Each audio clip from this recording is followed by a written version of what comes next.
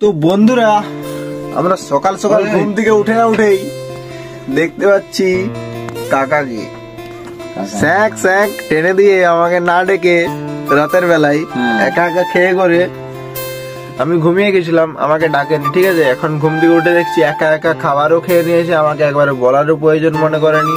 ঠিক আছে, হেল্পার তো, তার জন্য বলার প্রয়োজন মনে করেনি। আমার খাবারও রাখা আছে, ঠিক আছে, খাবার রাখা আছে, কিন্তু আমাকে ডাকেনি খাবার খেতে।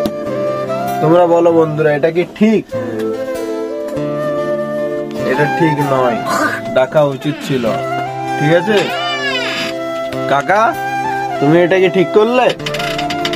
আমি ঠিক করি নাই, তুমি কি ঠিক করলে?